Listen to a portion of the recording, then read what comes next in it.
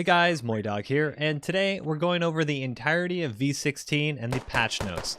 And I know this patch dropped basically a month ago, but unfortunately I lost my hard drive and had to start this one completely over from scratch. In doing so, however, I thought it might be good to not simply just go over and read those patch notes, but also discuss a bit at the end how the meta has changed as a result of the patch, and also include a lot of actual gameplay from V16 to show you guys what these patch notes are actually doing to the game itself. Although helicopters are a huge addition to Squad, let's first talk about some of the smaller changes, tweaks, and bug fixes, starting with infantry.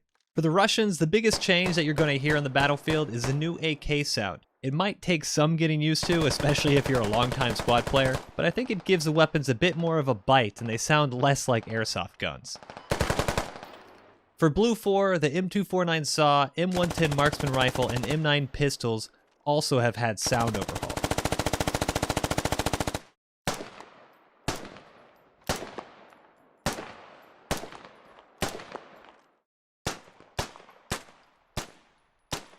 Now, apart from the sounds, the British L110A2 LMG has also been updated to have its proper iron sight and weaver rail system, while the L129A1 rifle now has a tan skin. Another small infantry change is smoke.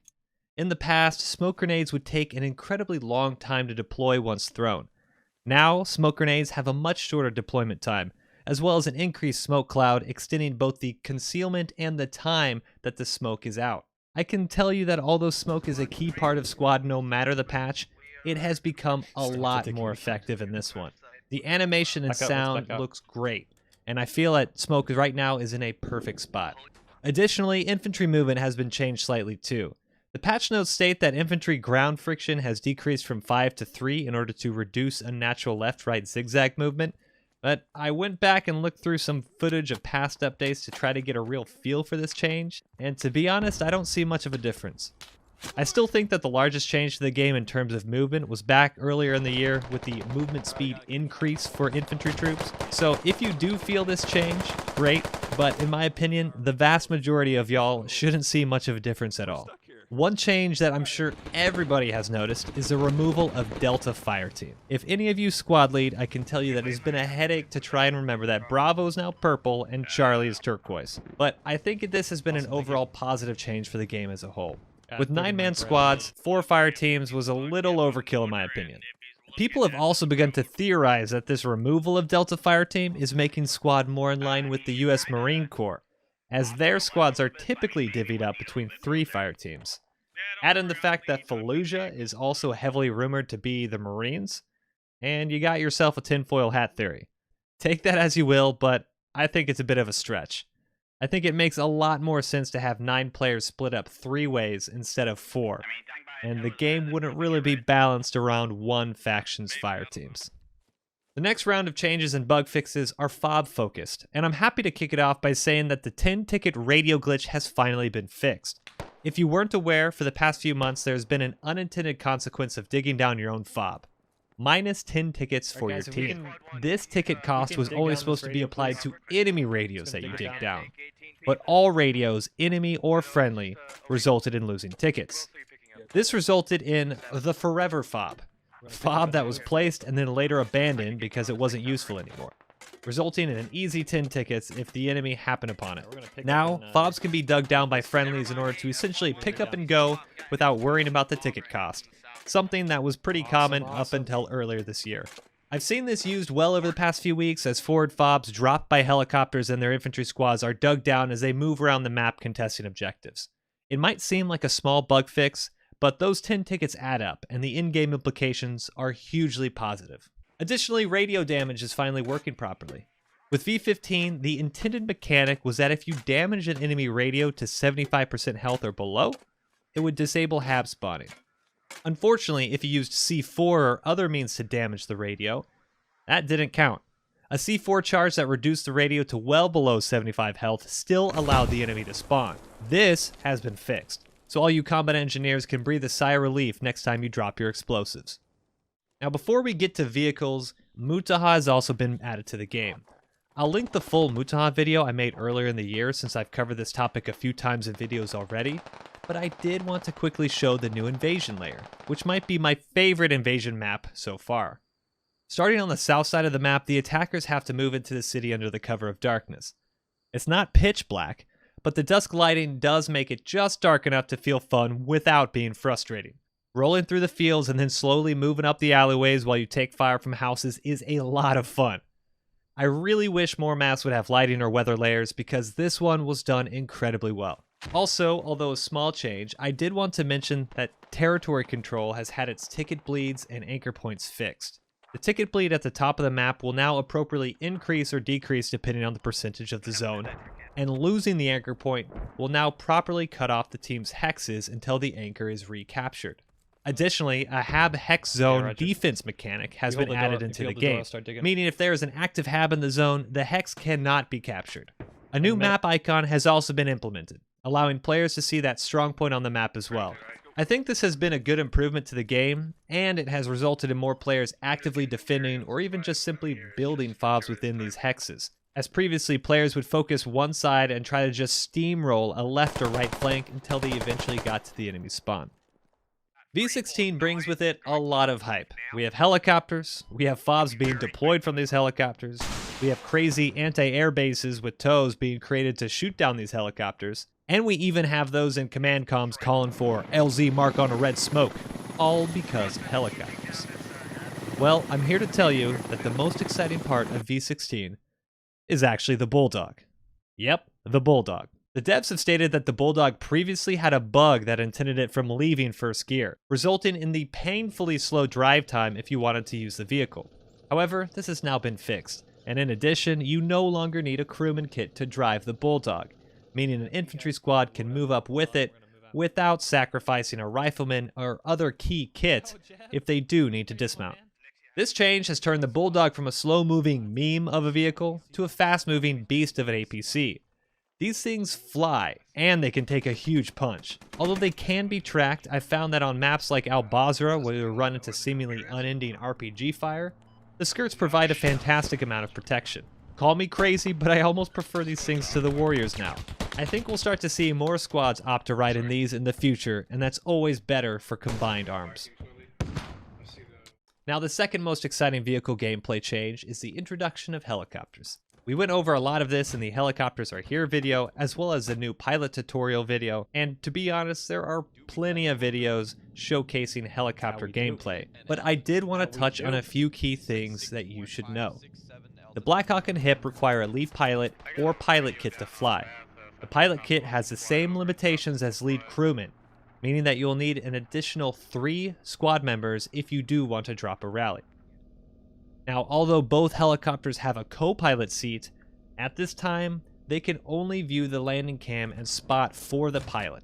If for whatever reason this pilot does get killed, and you are the co-pilot, you will be able to swap to that pilot seat and fly the helicopter. But to be honest, if you do spawn in as a co-pilot, don't expect to do too much. In practice, co-pilots are the ones dropping supplies and picking them back up at base. It is incredibly important for hot drops, that way they can press the load or unload supply button, but to be honest, there isn't much action. Both of these helicopters are armed with 2 door guns. These guns do not have sights and should really be used as a way to suppress and frustrate the enemy and not get kills. Door gunners opening fire on houses or tree lines as you're coming in for a landing, or opening fire on enemy helicopters or trucks that get a little too close is pretty much the limit. With how inaccurate they are, especially when moving, which is always the safest way for a helicopter to be, they really don't have the capability of becoming the C-130 gunships that many players have been trying to force onto the game. Remember, these helicopters are transport and resupply vehicles primarily, and shouldn't be in one place for very long. Not only can you take small arms and RPG fire, IFVs like Bradleys or BMPs tear these things to shreds. And staying in one place for too long also opens you up to getting towed, which never feels good. Oh man. Yep, jumping on it.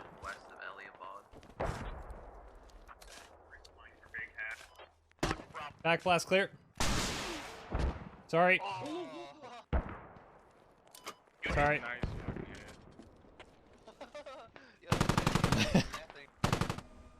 I will say that, as a whole, the helicopters feel pretty good.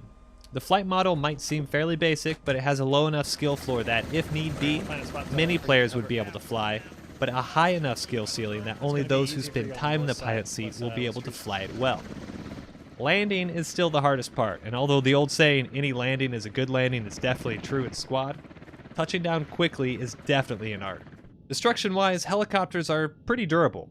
Shots to just below the rotors can quickly cause critical damage to the engine, but losing either your main or tail rotor doesn't instantly mean death.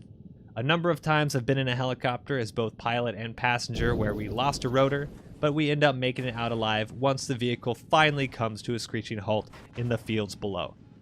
It's moments like these that you really appreciate the time the devs spent into making the helicopter model, because this is so much more realistic than simply exploding upon impact with the ground. In line with things blowing up, I would also like to point out that small arms can no longer penetrate the cockpit. I had a clip from my previous video where I laid into a poor, unsuspecting pilot, resulting in him being shot out of the helicopter and the vehicle falling into the ground, instantly exploding. This doesn't happen anymore. Although passengers can still take rounds in the back, the cockpit is now pretty well protected, with only large calibers and high explosive rounds being able to really penetrate. Lastly, helicopters are worth 5 tickets and have a 6-minute respawn timer, and have been added to the following maps: Gorodok, Kohat Toy, Talil Outskirts, and Yeho. Now, are there issues with the helicopters? Of course. Sometimes it feels as if the helicopter takes almost no damage at all from rockets, and the vehicles themselves seem to have desync issues at ranges of about 1,000 to 1,500 meters. And as of now, the tail rotor cannot be disabled unless the pilot physically hits it against something, making the vehicle as a whole a lot less vulnerable than it really should be. The devs have stated that the ability to actually disable this tail rotor will come in a future update, but I'm hoping that update is sooner rather than later. Now, as a whole, the meta has developed into a pretty fast-paced game of squad when vehicles are used well. Many of the servers have started to bend their no one-man lock squads rules in favor of dedicated helicopter squads. The benefits to this are that this one pilot can listen into command comms and respond appropriately, flying resupply between fobs as needed, and then breaking off to transport troops at a moment's notice without keeping 4 to 5 other infantry troops in his own locked squad and in that helicopter. Now, I would also like to take a moment to point out the potentially unintended consequence of the helicopters to the vehicle gameplay meta as a whole, which can most notably be felt on Talil Outskirts. With V16, we have had a bunch of map overhauls, including a new Narva landscape, optimized rain on Scorpo, and even turned Yeho's overpass into a pile of crumbling concrete. However, many of these maps have a distance fog applied to them in order to help curb the potential performance issues that the new helicopter assets bring. Unfortunately, the range at where the fog rolls in on Talil is pretty ridiculous. Visibility is reduced to basically 800 meters, meaning that the long-range tank fights are now non-existent. This has also greatly buffed vehicles like the Spandrel, as previously players could spot a Spandrel moving 1,500 to 2,000 meters away and defend appropriately. Now, Spandrels move in and out of the fog, deleting American vehicles almost faster than they can spawn in. It is incredibly frustrating, and although I enjoy the new Talil Outskirts layer that sends 2 points up into the northern cities, the map itself has fallen out of my top 3. I think if Squad really wants to capitalize on these vehicles, they need to somehow adjust the performance and optimization in order to give us the visibility that we used to have in Squad. Well, that's it for V16. There was a hotfix V16.1 patch that came out to fix some minor bug issues like some no-lean zones in Mutaha or weird door collision areas, a helipad or two that wasn't repairing, and some renaming of some points on Logar Valley. But as a whole, that's pretty much everything you're going to run into with V16. I, for one, am enjoying the new patch immensely, and I hope y'all are too. If you liked the video, give it a thumbs up, subscribe for more squad videos, and let me know in the comments below your favorite part of V16 as well. Additionally, don't forget to check out the live streams at twitch.tv/MoiDawg, where we stream squad throughout the week, have monthly giveaways, and I squad up with you guys on Supporters Sunday for an afternoon of gaming. But that's it for me. Peace. Great shot.